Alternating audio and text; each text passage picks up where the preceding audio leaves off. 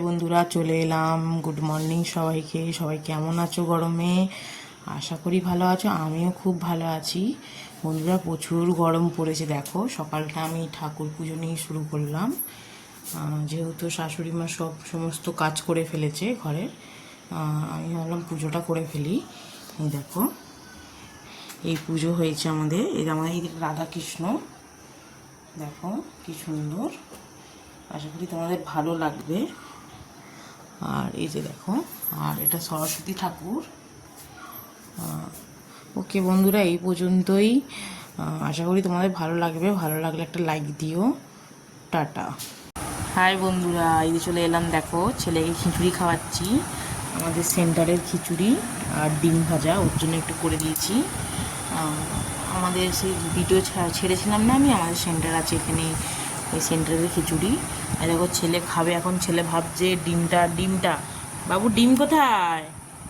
ওইটা ডিম ভালো ভালো নয় কেন?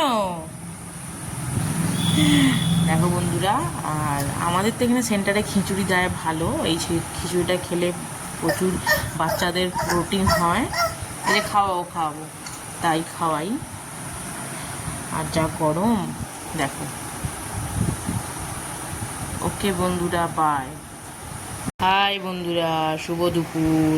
দেখো দুপুরবেলা আমার ছেলের লাঞ্চ। আজকের লাঞ্চে আছে ডিম সিদ্ধ, পটল ভাজা, আর এই যে দেখো যা গরম পড়েছে, পাতলা করে গিঁড়ির ঝোল সব সবজি দিয়ে।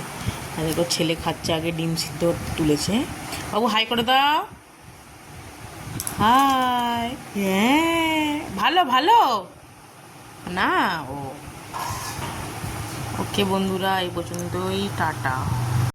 শুভ দুপুর বন্ধুরা। এই যে আমাদের লাঞ্চ।